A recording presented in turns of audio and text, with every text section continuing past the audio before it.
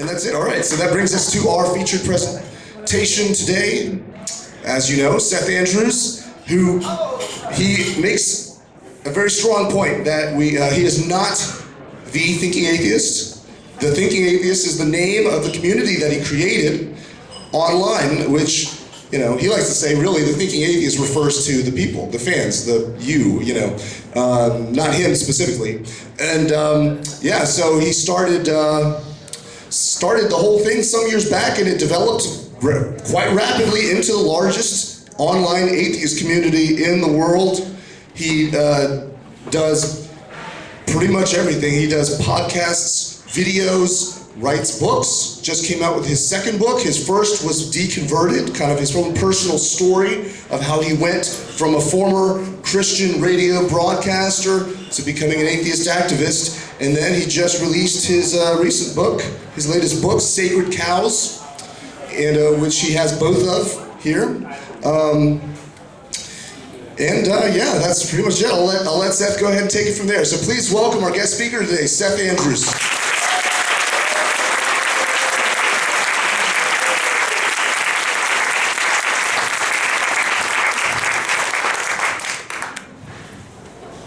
I don't know if the Thinking Atheist is. Can I get a little more so I don't shred my voice this weekend? I'm doing Houston, then I'm doing San Antonio in the morning, Austin tomorrow night with Dillahunty, and Arn and I are doing Dallas on, oh, I'm so sorry, on Sunday. So I don't want to sound like Kim Carnes at the end of the weekend, so thanks for that. Can everybody hear me okay? Let me make an adjustment so I can read. As I get older, I'm turning into my parents, right? They're not bifocals, they're progressives. I'm having that conversation, so everything's a little harder to read. Driving in today, it was about 9 hours in the car, and I hit the outer boundaries of Houston in 5 o'clock traffic at 103 degrees, and I thought to myself, you know, I believe in hell. I now believe in hell. I'm so honored that you would spend a Friday night here. I'm sure describing this event to your friends. What are you going to do tonight? We're going to go listen to some infidel flap his gums for 60 minutes. You want to come? And they're like, oh, you know, I'm busy. Thanks. I want to apologize to anybody and everybody over here. I have a visual heavy presentation because I'm kind of a visual heavy guy. And I'm in this weird situation where we've got a great venue, but many of you cannot see the screen. So, I mean, you're welcome to stand and shift if you can't. Otherwise, many of the gags will translate otherwise, or we can just roll with it and do the best we can. But my apologies, some of these things you're just going to have to paint a mental picture and not pantomime it for you if we get desperate, okay? All right, let's make sure my clicker works. I've been fascinated lately, and this is kind of what tonight's about, not just a shameless attempt to try to get my second book out there. It ain't hitching. I'm not stupid. I know what my gifts are, and I'm not a deep thinker. I'm a storyteller. I'm a schlub who took 30 years to figure out that donkeys couldn't talk. You know, I'm the product of a fundamentalist Christian home. I'm asking the same questions many other people are asking, and that's what I'm good at. I can ask questions. And I can tell a story, you know, and so I'm trying to bring those tools, but I don't have any great wisdom, but I'm fascinated by stuff. I'm fascinated by things that are called sacred, you know, the things that are a little bit more elevated than all the other stuff. And so that's kind of what the gist of the book was. So does anybody in the room here, and be honest, have a fear of snakes? Show of hands. You got to own it. Okay. A lot of people in this world suffer from the fear of snakes. It's called ophidiophobia. You may want to drop that volume just a little bit before I pulverize these poor people sitting in front of this speaker. We turn that down just a little bit. Check 1 2, check 1 2. Q102 FM. Thanks for listening on the drive home here in Houston. I'll be listening tomorrow morning. Secret song of the day at 7:20. When you hear it, be the 102nd caller at 107. Never mind. Okay. The FM jock in me just comes out from time to time. Ophidiophobia, the fear of snakes. Many people have it, and I totally understand this. There's something about the snake, right? The serpentine line of the snake, the arrow-shaped head, those beady, never-closing eyes that kind of freak you out, the forked tongue, and of course inside the mouth of the poisonous snake, those venom-filled syringes of doom. And it turns out that it looks like our fear of snakes may have an evolutionary origin. There was a study done by a few people at University of California's Department of Psychology, Michael Penkunas and Richard Koss, and they did a study that revealed that the mere sight of any legless reptile triggers a natural fear mechanism in the primate brain. And this is apparently kind of a holdover from our distant ancestors, when poisonous snakes, venomous snakes more accurately, posed a threat to our survival. Our fear of snakes actually kept us alive. Speaking of the fear of snakes, if you get a chance, check out Piranaconda on Sci-Fi. It's a horror movie classic. Didn't they do a poll or some kind of contest on Sci-Fi where they said, send in whatever creature you would like us to be next year's monster, and they would do that. Here in my extremely boring slide above, scientists in Brazil and Japan recently tested something called a snake detection theory. It was posed back in 2007 by an anthropologist named Lynn Isbell. It examined a part of our brains called the pulvinar. Neurons in the pulvinar apparently get signals from our eyes, and they direct our attention immediately to specific things in our field of view. And if you'll forgive my poorly photoshopped slide here, if you see, a lawn chair, a table, a deck, some carpeting, a wall, a house, a road, a fence, and a snake, you will, according to Isbell's theory, lock in first on the snake. And we should, if this is true, be thanking the snake, because this has been a critical element of human survival. It's one of the reasons we have better eyesight and larger brains. Snakes made us smarter. Well, actually, snakes made some of us smarter. There is, my friends, a church culture that instructs the faithful to not only ignore their pulvinars, but to invite poisonous snakes into their homes and churches for a Sunday morning snack. And of course, you're way ahead of me. These wild, weird, pulpit-pounding Pentecostals are called snake handlers, and you have not lived until you've looked this shit up on YouTube. It's insane. Scattered throughout Alabama, Kentucky, South Carolina, Tennessee, and West Virginia, there are right now, in the 21st century, in the year 2015, an estimated 125 active snake handling churches that take literally the words of Mark chapter 16, verse 18. They shall take up serpents, and if they drink any deadly thing, it shall not hurt them. They shall lay hands on the sick, and they shall recover. Except when they don't.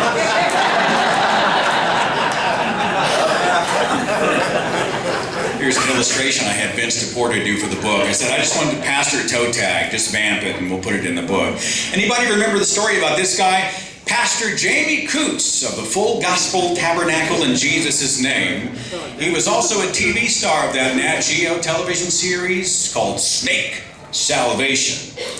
He was bitten on the hand and he died Saturday, February 15th of 2014. Now, he had been bitten 9 times before that. In fact, at one point, he was bitten in the middle of his right hand. He refused medical treatment. The toxic venom did its work, and eventually his middle finger just rotted off. Woof. The 10th time was no charm. And he died in his home in his reclining chair, refusing the attention of paramedics. last year. News reports popping up everywhere. The New York Times carried this story, USA Today, the Huffington Post, even foreign newspapers. It's tragic that this is how they perceive the United States of America, right? We have enough trouble with our political systems, let alone these cats over here.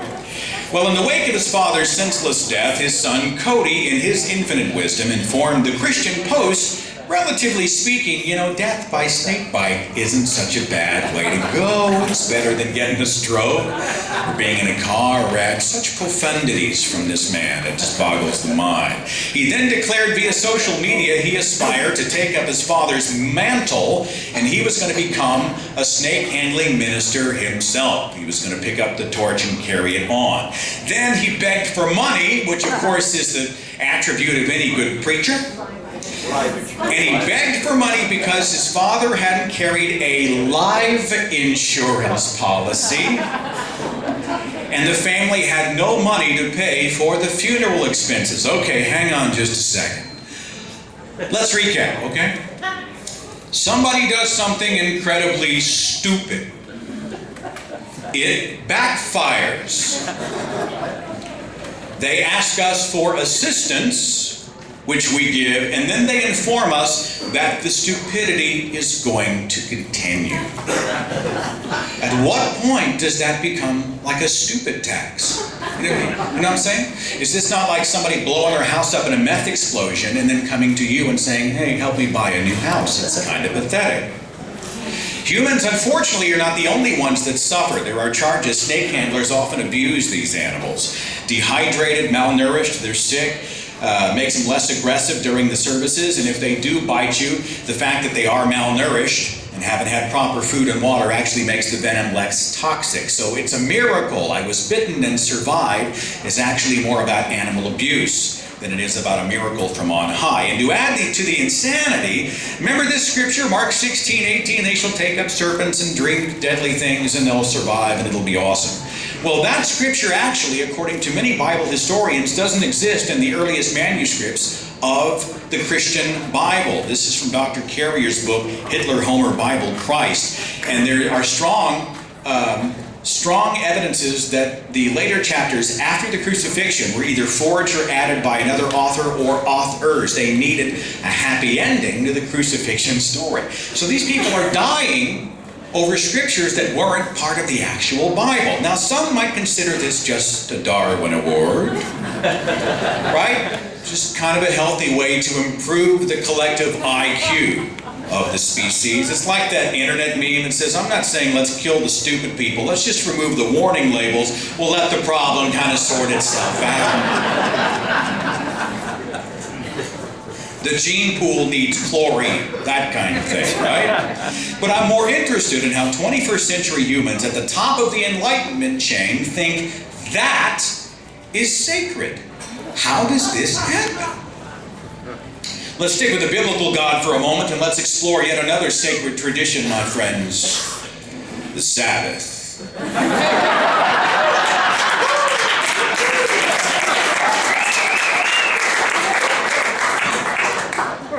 Put that shit on Facebook right there. I'm always amazed at the shots that end up on Facebook, the ones you can't control and get tagged in. I'm always like, can't even look anymore. The Sabbath, based on the fourth commandment of Exodus chapter 20, as God rested on the seventh day after the creation of the world, so his chosen people are charged to remember the Sabbath and keep it holy. Now, if you are an observant Jew, these types of labor, called the malaka, are prevented on the Sabbath. There are actually 39 different categories of work that you cannot do. You're forbidden by God to do on the Sabbath. Plowing, planting, cooking, combing, shearing, weaving, sewing, slaughtering, tearing, cutting, writing, carrying. Specifically, it's kindling and extinguishing that I would like to cover here tonight, okay? From 25 hours, from Friday night just before sunset through Saturday night, you're not even allowed by God to cook a meal in the oven. Let's say you want to cook a Sabbath meal, so you turn on the oven. The turning of that knob constitutes an action which will offend the great kosher chef in the sky.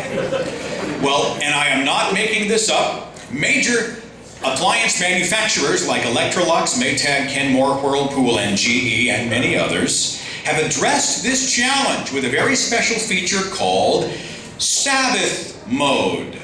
And I will wager if you have an appliance in your home that was purchased in the last several years, your appliance has this feature on it.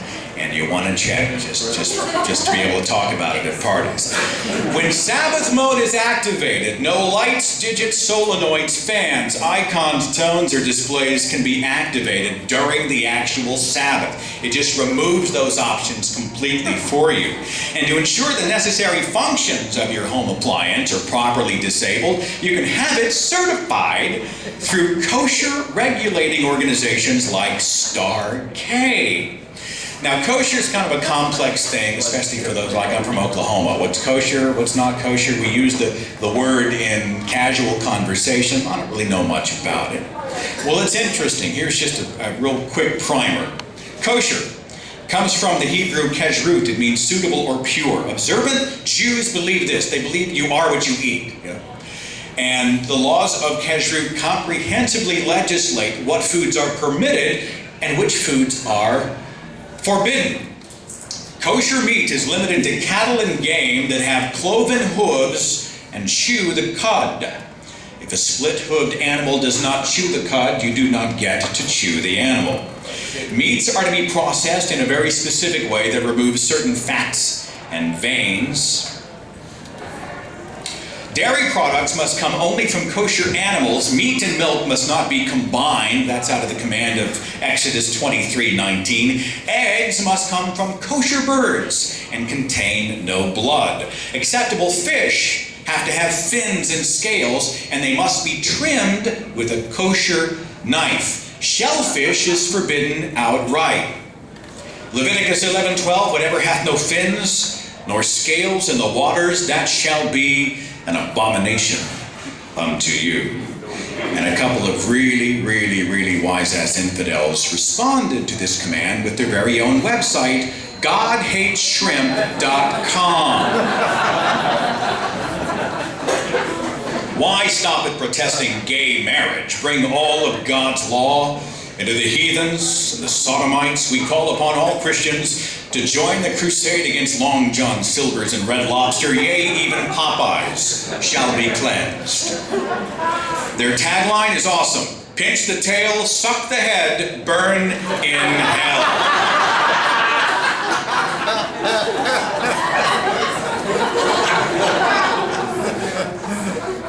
Fruits and vegetables grown via soil, plants, or trees are fine, provided they did not come from a field that combined two seeds. They must be checked for multi-legged insects which break the kosher code. God cares what kind of bugs crawl on your vegetables. Wine must be fermented only with certain enzymes and come from a kosher winery that prepares every bottle under strict rabbinical supervision. The list of requirements just goes on and on and on, and it's just exhausting. And on top of the food restrictions, you're not even allowed to crank up the oven to cook food or reheat food during the actual Sabbath. Now, take heart, my friends, because if you're a more progressive Jew, and I'm not making this up, there has been a device that has been developed by an organization called Torah Technologies called the Tweaker. The use of the Tweaker goes like this. It disables all digital functions and indicator lights and allows all temperature adjustments manually, right? You're able to turn knobs. It also delays the action of knob turning and reheating. So you can turn the knob on Friday morning. The oven doesn't actually rewarm until midday Saturday. Congratulations, Jews, you've just outsmarted God. On top of that, on the Sabbath, oven light bulbs have to be unscrewed from the appliance. Closing of a circuit is kindling. That's forbidden in the Malacca, right? So to keep the oven kosher, you have to go into the oven and unscrew the damn thing for a period of about 25 hours. This is considered sacred. There's an illustration I had Vince do for the book where the Orthodox Jew says, "My bulb isn't dim," and his wife says, I beg to differ, right? That's kind of how we all feel. In Judaism, like Christianity, what's the story here? We don't want to sin, right? We don't want to break the sacred codes. We don't want to be sinful. We want to observe God's law and purge ourselves at every opportunity of sin. Purge the evil. Which brings me to another Orthodox Jewish tradition. I wish I was making this one up. It's for the purpose of purging sin. It requires a live chicken. It's called kaparot. Also known as the Day of Atonement, Yom Kippur is the sacred Jewish holiday, and kaparot is done usually dawn the day before Yom Kippur. Customary to use a white chicken, very specific instructions by the way, as a black chicken is the color that represents divine severity and discipline. And then of course, you should never use an obviously blemished chicken. Well, that just goes without saying, doesn't it, in this obviously sacred practice. I didn't bring it with me tonight, but I actually had a rubber chicken that I would take out and we'd actually do a demonstration, but I'll just vamp it here, okay? You take the chicken in your hands, this is how it works. You take the chicken in your hands and you say this first paragraph, and it's just a ton of stuff I'm not gonna bother with here, okay? Children of man who sit in darkness, the shadow of death, blah, blah, blah, blah, blah, blah, blah, blah, blah. All right, so you do the first paragraph, and then you get to the second paragraph. You grab the chicken, and you wave it over your head. I've got my notes a little bit mixed up here, so it looks a little bit like that. Is it dead or alive? It's live. Okay. You take the chicken and wrap it over the top of your head, and you say out loud, "This is my exchange." Take the chicken and you wrap it at the top of your head and you say, "This is my substitute." And a third time, "This is my expiation." And then you have to do that 2 more times, a total of 9 circles over your head, before you then give the chicken to a ritual slaughterer that slices off its head with a razor. Now, grown adults do this, right? It seems like a reasonable practice based on the desires of the smartest being in the universe, right? And of course it should be taught to children so they can properly atone for sin. The ironic part is when all this is over, they take the chicken bodies and they donate them to feed the poor. Which brings the question, if you give somebody else a chicken full of evil,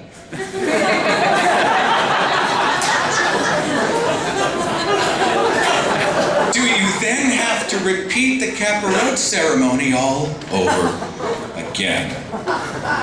So often it is the innocent that pay the price for the collective insanity of humankind, is it not? Animals and children, right? Here's one more quick example. For hundreds of years, residents of a town called Brodlovo have sought to cleanse their community of evil, ward off rabies, and bring about fertility to the land and good luck through a practice called treachen. Treachen translates literally dog spinning. Yes, really.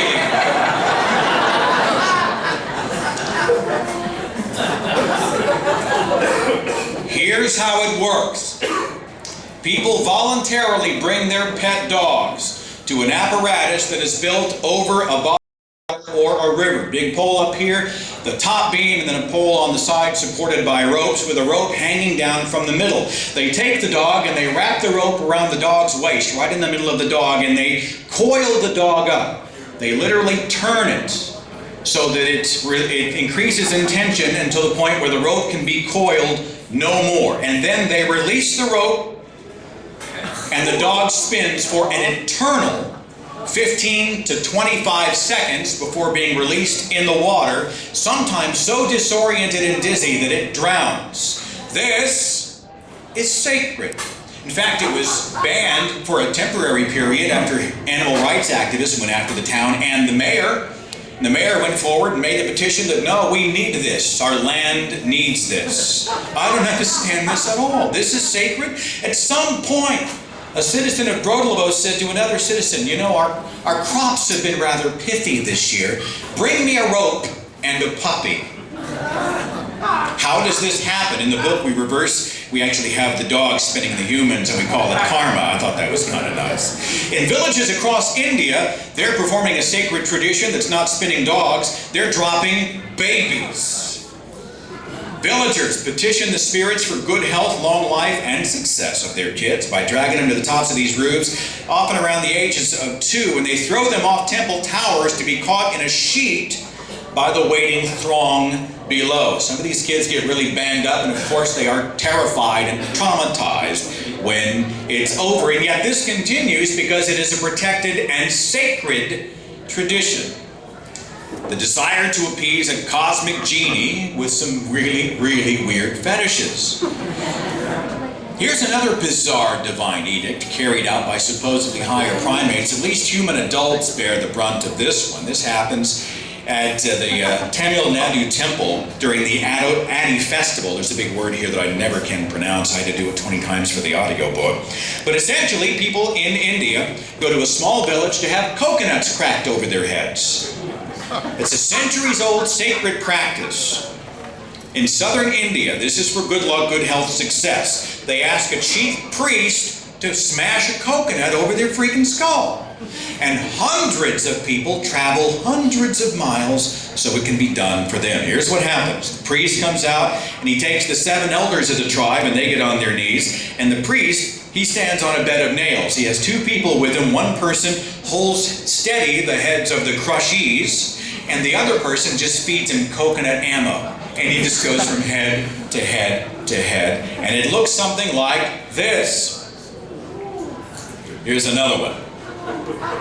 Hundreds of people in line waiting their turn to have, in many cases, their skulls cracked open by coconuts. Waiting paramedics are standing by. Many refuse medical treatment and choosing instead to sprinkle their bleeding skulls with sacred ash. They often take the ash from the wounds home to keep it for good luck, right? This is sacred. It just boggles the mind. Of course, we're hot off the spring. You guys follow the story of those cats over in the Philippines, don't you? The self-crucifiers? Is that just weapons grade crazy or what? Self-crucifixion. These guys voluntarily walk through downtown and pummel themselves bloody with a cat o' nine tails, whips often made by their own hand, before having themselves pinned up literally to crosses in a public square. They believe that this will atone for sin, bring good luck, produce miracles for the suffering, and show their gratitude to God. Now, those of us who are familiar with the atonement story of Jesus Christ have to ask the question, you're essentially saying that the sacrifice of a God wasn't enough. This guy, his name is Ruben Inage of the San Pedro Cutud village. This last spring, he was crucified for the 29th consecutive year. He keeps a jar in his house with the crucifixion nails. For 364 of those days, he just pulls them out for Easter and has himself tacked up. And if you can take a look at, forgive me everybody over here, I'll describe it verbally, as the people dressed up as Roman soldiers are placing his cross in the vertical position. Right around his mouth is a little foam thing. It is because he has been wired with a microphone just in case the throng of rubberneckers at the end of the row can't hear him screaming his head off. It's just pathetic. This is absolutely true. It's become such a popular tourist attraction that gift shops have popped up all over the place, selling merchandise to thousands of passers-by who came to watch the crucifixion. It's like the Roman Colosseums all over again, right? These stupid enough to participate in the tradition of self-crucifixion are encouraged for reasons of safety and hygiene to get advanced tetanus shots and only use sterilized nails. After all, when having cold steel driven through healthy flesh for the purpose of ritual torture, it's always important to exercise cleanliness and prevent any nasty infections. Right? This is sacred. This is protected. This is important. This is necessary. Unless the mainstream religious attempt to distance themselves from these more fringe, bizarre customs designed to appease the spirits, the ancestors, or a divine father. Let's look at the Catholic Father, the Bishop of Rome, the Supreme Pontiff, His Holiness, the Pope. Pope Francis, following the resignation of Benedict a couple of years ago, the papal conclave, 114 guys got together to elect the next pope. And there was a period, I think, of about 5 weeks where there was nobody on the throne, so to speak. There was nobody sitting in the papal chair. There was no pope. And to signal this, there was a papal conclave chimney that billowed black smoke into the sky. That black smoke was essentially a message to the world that no new pope had yet been selected. Huddled behind closed doors, these 115 men cast secret ballots, counted them, then they'd burn them, then they'd cast more ballots, and they'd count them, and they'd burn them. And they'd cast ballots, count them, burn them for a series of weeks. All the while the planet waiting on edge, waiting for this to change. There were 24-hour smoke cams on the internet during this period. You guys remember that? People at your office would just throw it up on the side, the corner of the monitor, and while they're doing all their work, just checking to see the smoke. Still black, we're all good. Hope they choose somebody soon. The whole planet was obsessed with smoke, aching for the moment it would change from black to white. Now, why would God make this the preferred and sacred method for selecting his proxy here on earth, right? He dresses up the players like 11th century chess pieces, and he locks them in a room and has them vote on essentially what was God's choice to begin with. I liken this to the canonization of the Christian Bible. Why was there a canonization? Why would you ever have to vote on what God's will was? It is what it is.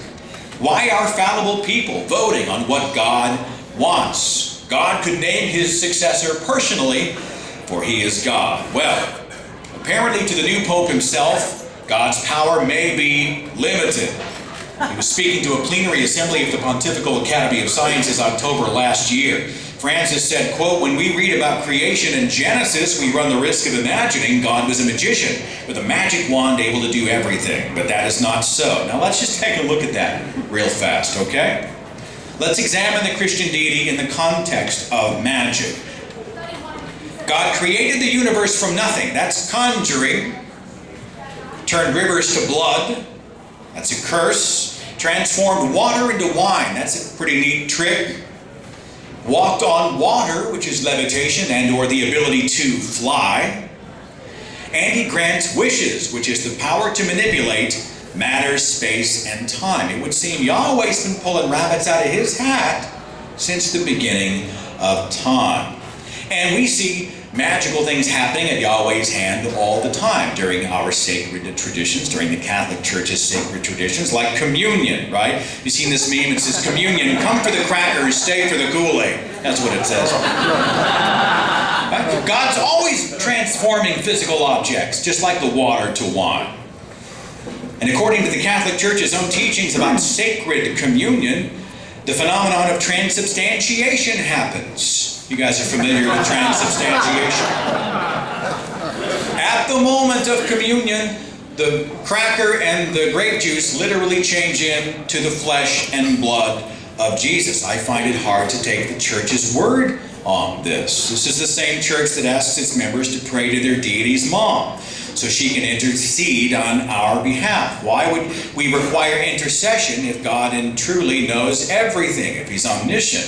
Why do we need like the equivalent of Tom Hagen in The Godfather to advise? Why do we need that? This is the same church that once condemned Galileo for the blasphemous charge that the sun didn't revolve around the earth. It's the same church that says that, this was back in 2007, that said that condoms could make the AIDS crisis even worse.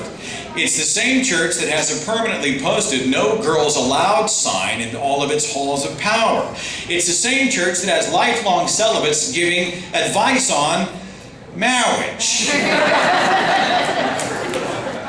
Any Princess Bride fans in the house? Oh. Along with Office Space and maybe The Big Lebowski and a few others, one of the more quotable films in history, I think. It's the same church that employs and deploys demon police. It's the same church that has played the centuries-old game of hide the pedophile priest. It's the same church that tells non-heterosexuals that they're disordered and abusing human nature. And does anybody else see the irony of seeing anti-gay policies handed out by fancily dressed men who do not keep the company of women and who disappear together in secluded rooms for long periods of time? Sacred belief systems, they're filled with irony. The Catholic looks at the Hindu mark, right, the talaq, and they say, that's ridiculous. That's not going to bring goodness and success. That's insane. The Catholic mark? Oh, that's awesome. That's awesome. Right? Christians and Catholics, those who adhere to the Christian Bible, hear about the Spanish goat tossing festival that happens every single year, where they take some poor live goat to the top of a bell tower and they throw it out to be hopefully caught by the mob below, and then they parade it dead or alive around town, because only then will blessings come to the village. And they say, this is animal abuse. Somebody call somebody. It's insane. But they're perfectly fine with bringing the animals to the tabernacle and slaughtering the goats for the Old Testament tabernacle sacrifice, for the Day of Atonement. In fact, they would have one goat filled with the sins of the people, and they would, actually both I think were, the first goat was slaughtered to appease God. God required the spilling of blood, and the second goat would be filled with the sins of all the people, and it would be sent off to either be thrown off a cliff, die in the wilderness, or be killed by a predator. It was called the scapegoat because it escaped immediate death and it was sent off. That's where we get our term scapegoat, by the way. They're totally fine with that. Oh, let him starve to death, you know. Kill it with a knife, that's fine. That's God's will, it's beautiful. People who say that fortune telling is ridiculous, in the Christian faith, we're just fine with fortune telling. One of the 66 books of the Bible is essentially a fortune telling book. Those who say that baby tossing is child abuse and it's absolutely horrifying think that Abraham putting a knife to Isaac's throat is a beautiful story, and they don't see the irony. Abraham is a hero for his obedience. The same people who think the Philippine crucifixion ritual is insanity think the actual crucifixion is sanity. This makes sense. This is sacred. And all the while we wait for his second coming. We wait for any kind of word, right? Christianity is supposed to be it, especially here in Texas, especially in Houston, Texas. And yet 2/3 of the planet worships somebody else or nobody at all. It would sure help us if God would part this curtain of the sky, would give us something we can sink our teeth into, would give us a sign. What have the signs been so far? We got them on perishable foods. This is the actual Jesus grilled cheese. This was discovered in Mexico. There's Cheeto Jesus.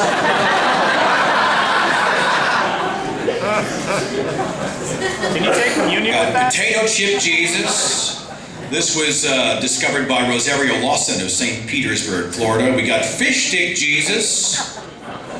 We got banana peel Jesus. We have pizza Jesus. And perhaps most embarrassingly, we have dog's anus Jesus.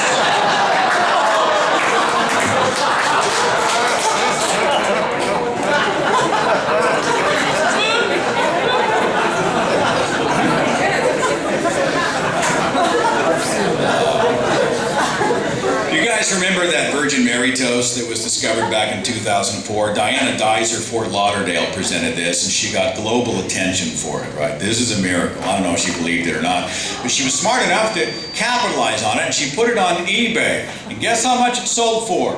Call it $28,000. Now, the best part of this story is who bought it.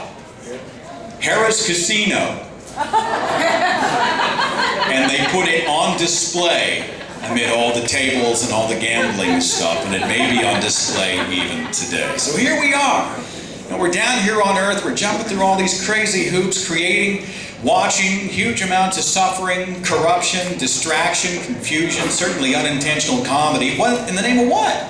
In the name of what's sacred. We roll the bones, we drink the blood, We wear the sacred amulets, we take up the poisonous serpent, we offer up the sacrifice, we faint, we are revived so we can faint again, we blow the billows of holy smoke. Honestly, when you stop and think about all the crazy stuff we do to appease some invisible other, we're this, right? We're just some crazy juggler, just trying to stay on top of the log. We wait for the spirits to acknowledge our sacred offerings in the hopes that the answer won't be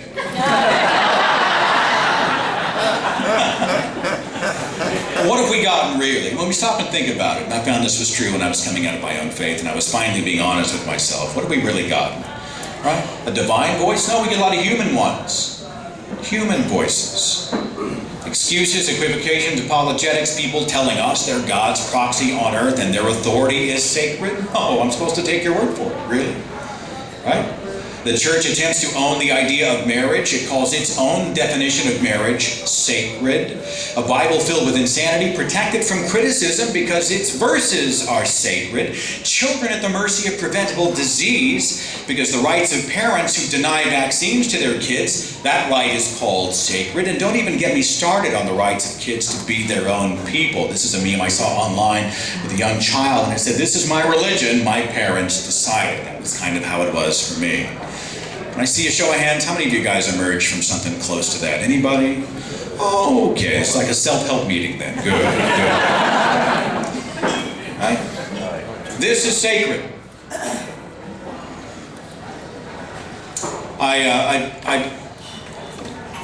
I normally have like a tag of the speech it's like a big finish kind of thing, but I'd rather just kind of vamp the last couple minutes real quick, and if you have any quick questions, we can do that.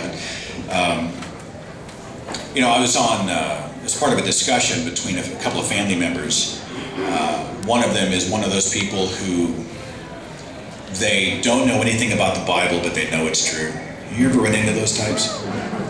And they'll start by telling you, well, I don't know a whole lot about the Bible, but I think we need to get back to the Bible and biblical values.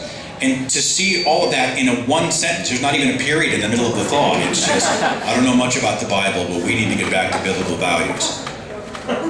And so I did what many of you might do. I said, well, let's take a quick look at what biblical values really are. And the reason that this conversation came up is because another member of my family was defending the rights of non-heterosexuals. And gays and atheists, the hand goes up and whatnot.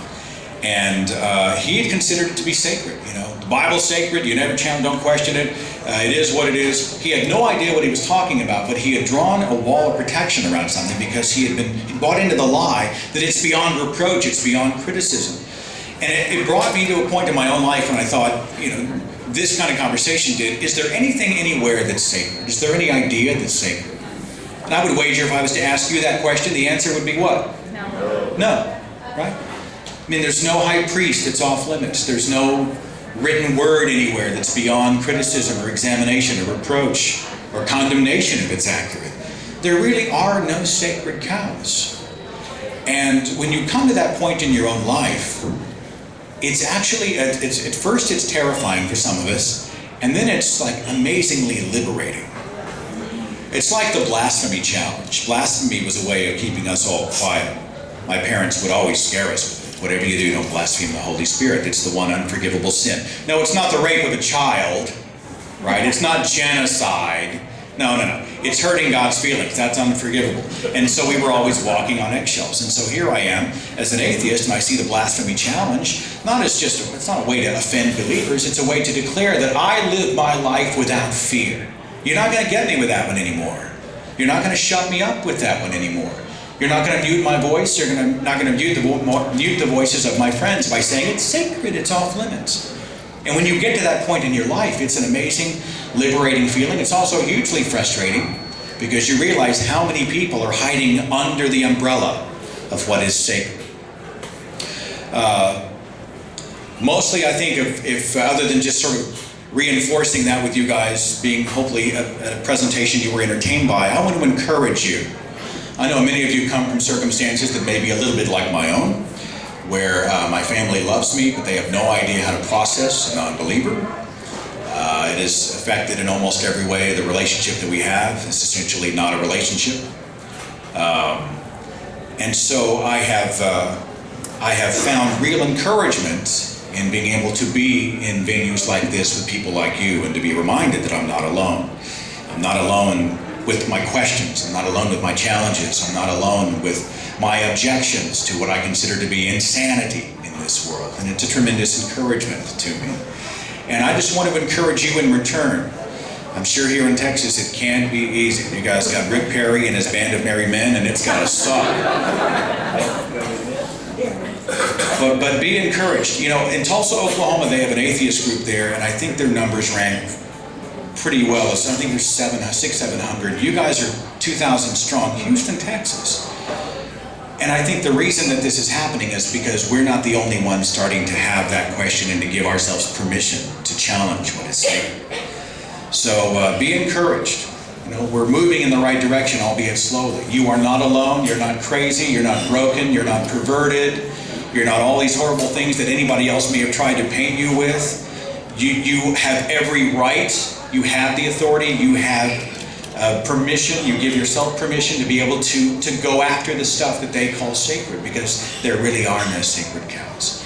And I wish for all of you a happy, liberated life where, you know, there are no off-limits questions, and where every day becomes a discovery for you and for yours. Thank you very much for having me.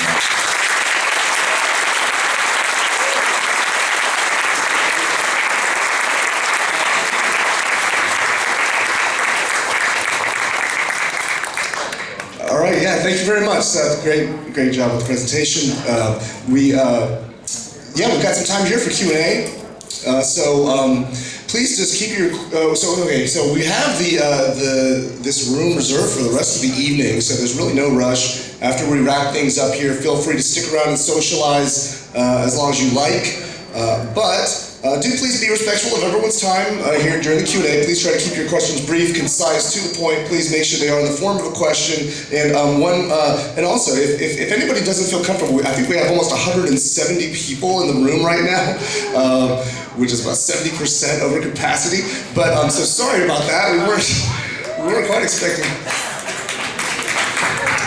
So if anybody is not comfortable with asking a question out loud in front of such a large group, just post it on the meetup. The meetup, you can leave your comments. Just go ahead and post it out there. I'll get it right away, and then I'll just ask the question on your behalf. So here we go. This is the Humanists of Houston weight loss program. Sweat off the pounds, baby. I'm going to make the Q&A really fast. I don't have any great wisdom. It's just more than anything else a chance for you to have input and dialogue. I want to say two things before I do that, though. If you would like, I would like to get a photo with everybody. Okay? And what we're probably going to end up doing, we're going to get real creative. We're going to throw somebody on a chair on the far end of the room, and I'm going to come out here, we'll all stand, and we'll all say some, Jesus backwards or sausage or whatever. We'll all get a photograph, and I might, with your permission, put that on the Facebook page. I'd love to be able to do that. I think it's just awesome. I'd like to be able to show everybody what an amazing night we had. The second thing is this. I mean it when I say I'm blown away and honored that you would be here. I know how hard it is for many of you to dig into a schedule to do this. I also know that your schedules don't end because this is happening and you may have to leave. I'm going to be over here, no obligation to buy or anything, but I'd like a chance, if you had the second, to shake your hand and say hi and thank you. If you have to jet, don't bolt. Just rush up to me and just say, I gotta go, and give me the chance to thank you personally for being here. I would consider that a privilege to be able to do that. So it's a little congested, there's a lot of things we're weaving around, but if at all possible, I'd like the chance just to not miss that opportunity to thank you. If you have to leave early, you're not being rude, we totally get it. Yes, sir. That was a wonderful presentation with pictures from all around the world. Is it on the web anywhere? This presentation I'm actually touring with for about another 6 weeks, and then I'm going to put it on YouTube, and it'll be on. Vic can post he'll post the link to my YouTube page. Usually I like to tour with the speech for a few months, and Aaron writes a new one every time he speaks. I have no idea how that's done, and keeping your sanity. It'll be a couple of months, and it should be online, sir. Thank you.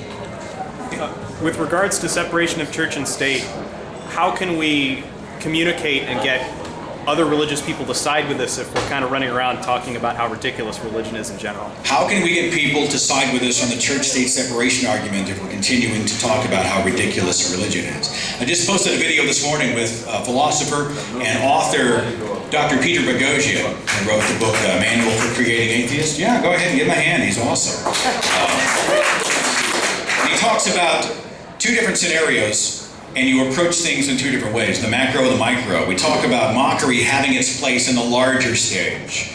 And I think, mockery can be damaging sometimes, but sometimes it's liberating. People need to see what they consider, oh, you can't do that, lightning will strike you. They need to be able to see that lightning did not strike. They need to be able to see that done without fear. They need to be able to see the blasphemy challenge. Some of that's going to be healthy. But in one-on-one interventions, mockery does not, it's not where we do that. We need to have compassion and empathy. And there are many believers who are on our side under the church separation argument. I honestly think most who've already bought it, it's going to be hard to change their minds. It doesn't mean that we don't continue to fight though on the legal front. To continue to, in Oklahoma, they got the Ten Commandments fight that's been going on for freaking years. And then the Satanic Church and the Hindus were going to put theirs up, and all of these corn-fed Baptist Republican congressmen were like, Hindus? What's that, right? No, but we're talking about religion, Christianity. That's what we're talking about. Anybody else real fast? Yep. Yeah, welcome to Texas, and I was wondering if you watched the debates last week. Do you have any comment on that? No, I got them saved on. I actually was going to listen to them as I drove, and I just couldn't. I couldn't do it. I couldn't do it. I read the highlights. I'll get into it. Somebody asked me to do them on the radio. And talk about them, and I'm just like, I love you too much to do that to you. I'm not going to do it to you. Anybody else real fast? Yes, ma'am.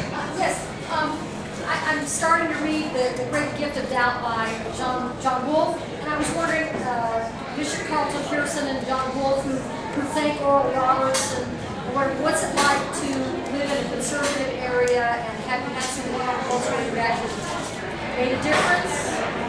Well, I haven't, I live in Tulsa, Oklahoma, where the wind comes sweeping down the plains. I am 15 minutes from Oral Roberts University. I'm 10 minutes from Rhema Bible Training Center. There are 300 plus churches inside our city limits. Right outside my house are 3 big crosses put up by the church on the corner. Hanging on the thieves' crosses, with the main cross right behind it, is a huge freaking outdoor LCD television screen with advertisements targeted mostly to children. Makes me crazy. It's very difficult as I'm guessing it is here, to make headway. What I am finding, and what surprises me, is I'm getting correspondence from people who listened to me on FM radio when I was a Christian broadcaster. On KXOJ radio, I was a Christian radio host for about 12 years, 10 on KXOJ. And I'm getting correspondence from people who were believers and listened to me then, and are atheists who are listening to me now. And they live in the same city, meaning that they were on a similar journey. We didn't see each other for 20 years, and our paths crossed again. That gives me real hope and encouragement. I mean, what's the church scene like here in Houston? Is it pretty hardcore? You guys got Osteen and company here, Yeah, it's right? crazy. I mean, how's the Kool-Aid factor? Is it just everywhere? Or? Well, with your group having so much success, what is that about? Is it merely about the size of the city of Houston, or do you think there are pockets of reason really starting to swell in this city, or both? Both. I think Houston was recently rated as one of the most diverse cities in the state, so I think a lot of it is the outside influence coming factored into it a little. Anybody else? Yeah? First of all, thank you, Seth. 2 quick questions. First, how's Rat Dog? How's Rad Dog? The second one, compare and contrast, if you would, just briefly, the swell of this movement with the women's suffrage, the civil rights, to the homosexual being accepted. Wow. Wow. Well, back when the earth cooled and dinosaurs roamed the earth, For those who don't know my family, there's me, there's Nat, and then there's my stepdaughter and stepson, and then there's Henry and Rad Dog. They're my children. They're both little 4-pound. Rad Dog is a little Yorkie, 4 pounds, and Henry is a rescue. We grabbed him last spring. There was a Humane Society rescue.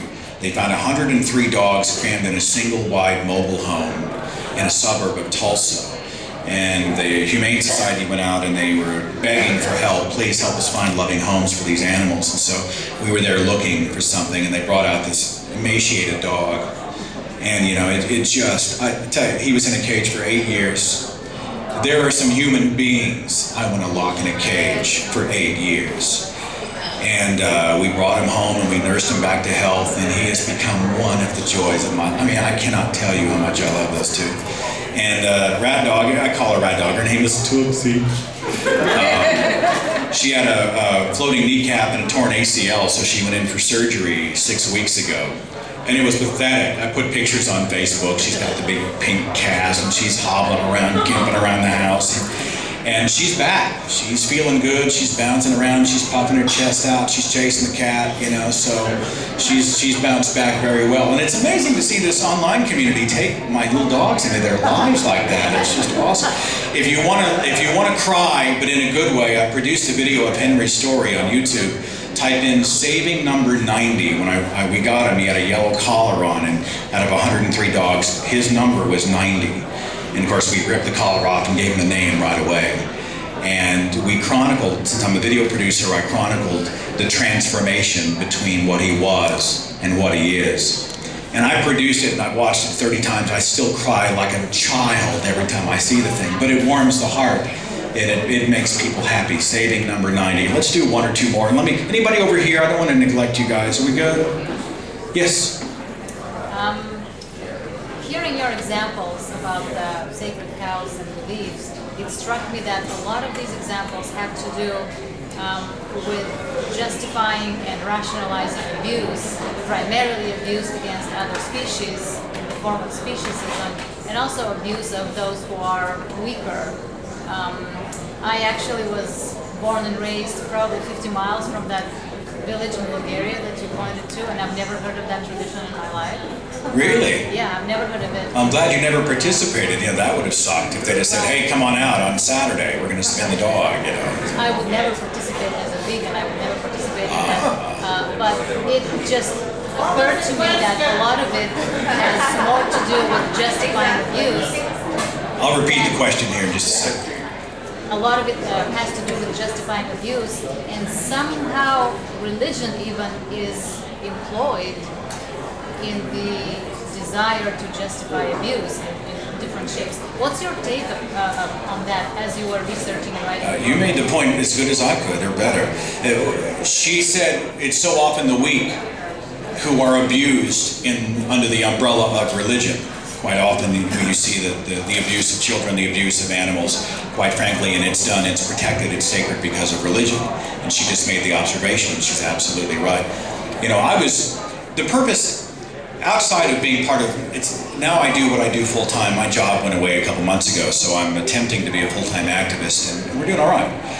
So the book is, part of that is part of my livelihood, but the number one reason that I put it together is because I'd never seen anything out there like it. And it's designed so that it'll hopefully end up in the hands of a person who is religious.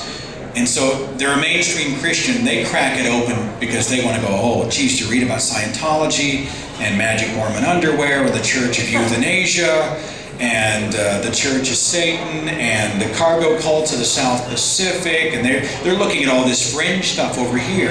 And then between the lines, I draw the parallels between these fringe religions and the fact that they're really not all that different than what mainstream religious people hold to, or at least their holy books hold to. And I have this faint hope that there will be a light bulb that goes off where they say, well, you know what? Some of the stuff that I'm holding to is just as offensive as some of the things I'm protesting out here. I don't know if it'll happen. It's a pipe dream of mine. One more. Yes. I'll get you too. Forgive me. I was going to say that. So I would like to know what Christmas is like for you and your family. What Christmas is like? You give gifts and sing carols, and what's your mother extended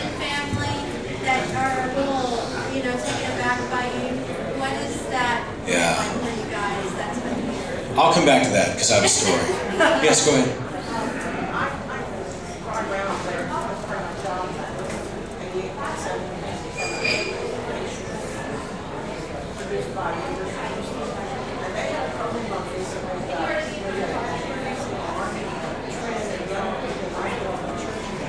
Oh yeah.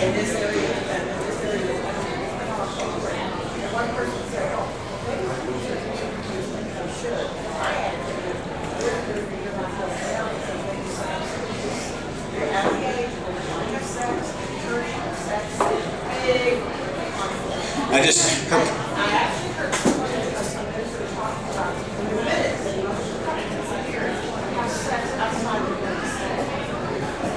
her point was is that young people are not interested in Sunday go to meeting church like their parents were, and especially like their grandparents were.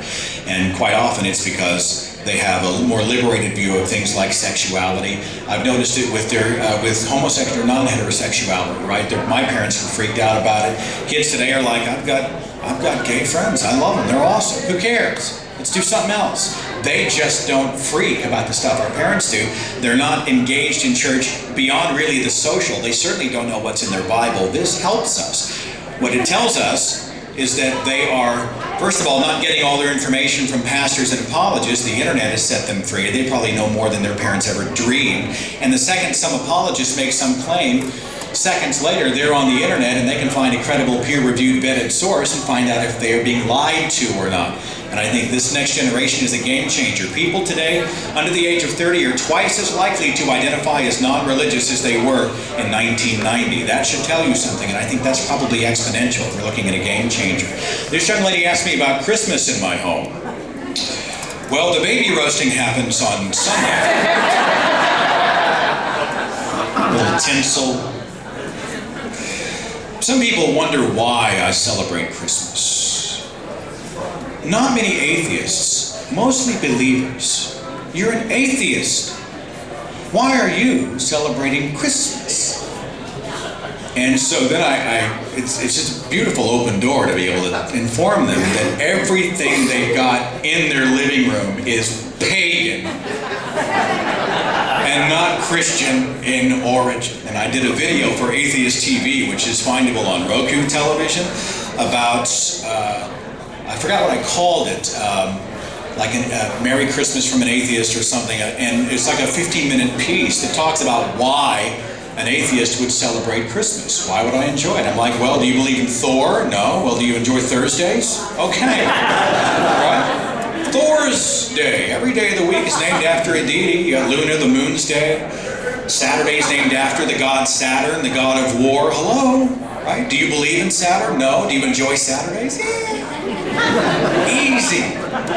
We talk about the pagan origins of the Christmas tree and the festival of Saturnalia and the traditions of gift giving and the Viking traditions of the Yule logs and the various pagan deities that determined December 25th and how that date was chosen, and it's just awesome.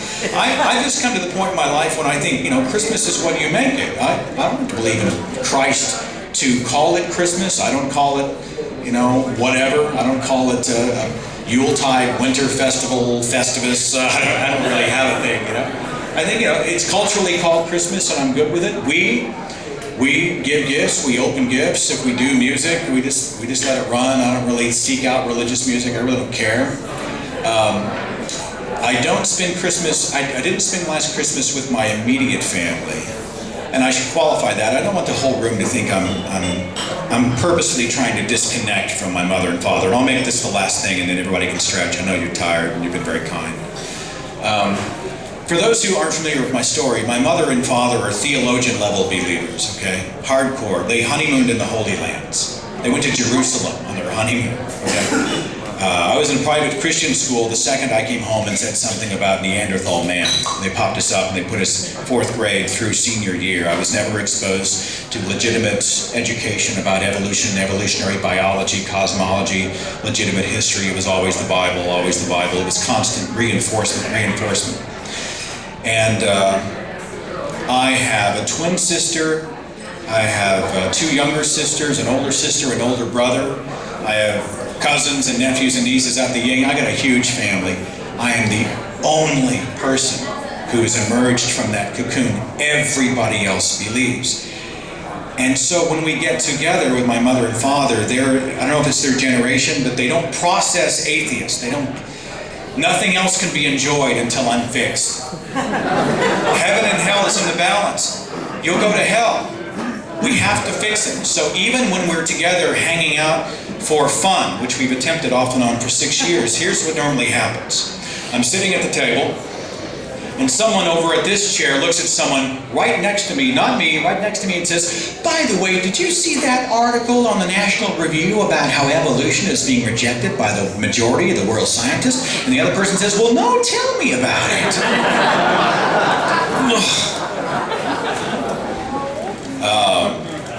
And it got to the point where there were so many shouts and tears and so much pain and a lack of respect of boundaries. I'm not trying to change my parents' mind, but I think they don't see that they do not have permission, even as a mother and father, to inject constant negativity into my life. We can agree to disagree, let's love each other, let's be a family. But you don't get to tell me I'm ugly. You know? You don't get to tell me I'm broken. You don't get to tell me that I've wasted my life. You don't get to tell me that I'm all these horrible things. You don't get to do that.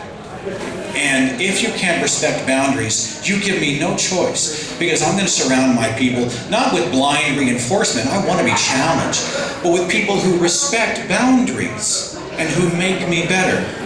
And after a period of off and on, about 6 years, I had done a speech at the Oklahoma Free. I don't know why I'm telling you this story. Forgive me. Y'all are like my bartender. Give me just a second. I just did a speech in June at the Oklahoma Free Thought Convention. The local paper did a preview article the week before about it, and they used my photograph and interviewed me for the piece. Now, when I was in Christian radio, if I'd been in the newspaper, I'd have been like, Mom, Dad, I'm going to be in the paper, I'm so excited. And they would have cut that stuff out. They'd have laminated it. They'd have called all their friends. Seth's in the paper, how exciting. It's going in the scrapbook. We're going to scan it and save it on the computer. What am I supposed to do with this? It's an free thought convention. I can't call Mom and Dad and say, I'm going to be in the paper, right? Because that's just a terrible move, bad taste. So the article just kind of came out. And it was a week later, the day of the Oklahoma Free Thought Convention. I'd shot a 5-camera shoot, shot the entire freaking convention, and spoke. I'm exhausted mentally, physically. I'm walking out to my car. I'm in the parking lot, and I get a text from my father, and it says, I'm sorry you chose to preach the message that brings no joy. Follow the example of Peter. Hell is a real place. Turn, repent, blah, blah, blah. These weird apologetic bumper stickers that people tend to speak in sometimes. And I came to a point where I just thought, how much of this do you abide? And even now, we haven't spoken since March, or since June. We haven't spoken since March. We haven't had any contact since June. I'm on the fence. In fact, I could use some counsel on it, because Dad's 80, he's going to be 81 next month. I don't want to lose my father and have missed any opportunity to have some kind of connection because I'm being egotistical or I'm being too hard.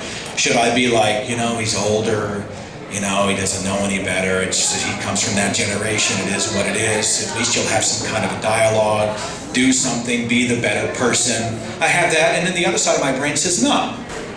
How come I'm the one that's got to bend over backwards when the burden of proof is on them? And how come he gets the chance to tell me that I'm all these horrible things? When I, as part of this culture and movement and family, see the beauty all around me. The things he considers ugly, I see as beautiful. He'd be in this room and be terrified. I'm in this room and I feel like I'm home, So what's the move? I don't know. What would you do? Send him the picture that you take after this. I don't know if I would send him. I mean, he would see this as like a Church of Satan meeting or something. Tell him you love him. Just tell him. That's right. I mean, I think, He's 80 years old, tell him you love him. To say you love you, Dad. I appreciate everything you ever did for him. Yeah. You're not going to change him. Tell him you love him. That's all you can do. All right.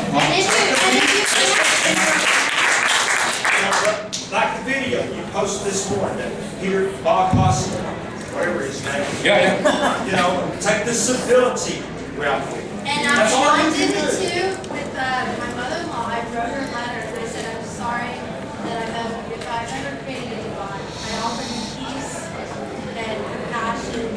So you just offer up words of healing and peace, and even if it's not reciprocated. Yeah, I'm done. You guys, what do you guys think of that? I feel like I'm Phil Donahue here all of a sudden. I'm sorry. How do you feel? I mean, do you want to reconnect them? Well, Are you okay with letting I have to make sure. You know me, so if I say it like this, please know where it comes from.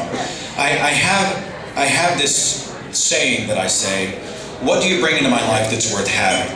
Not, what have you done for me lately? That's not what that's about, right? It's, am I better when you're in my life?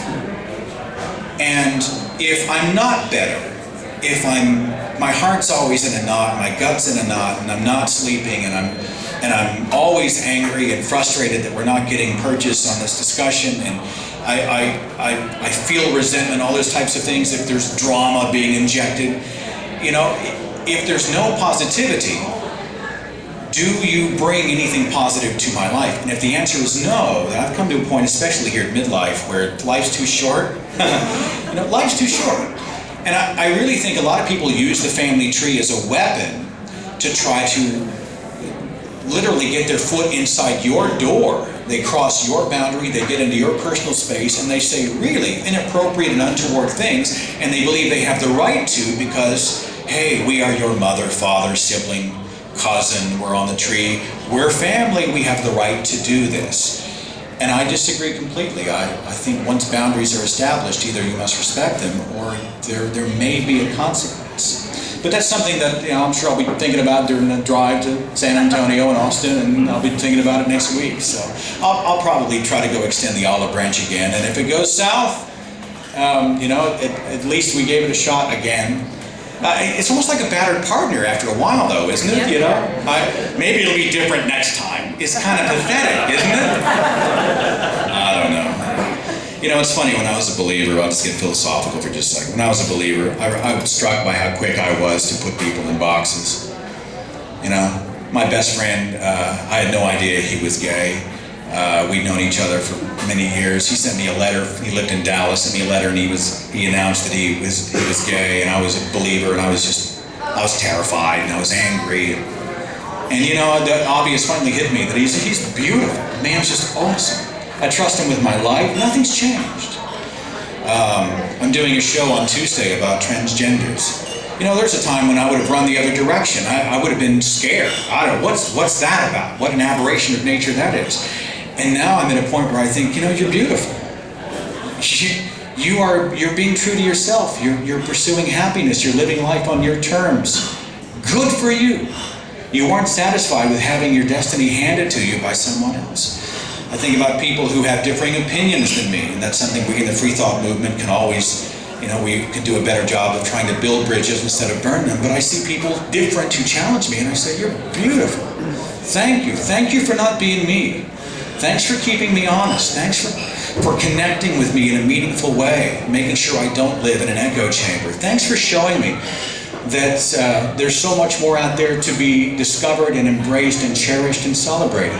I see you, and I just get all happy inside. So thank you again for allowing me to be a part of tonight and to be a part of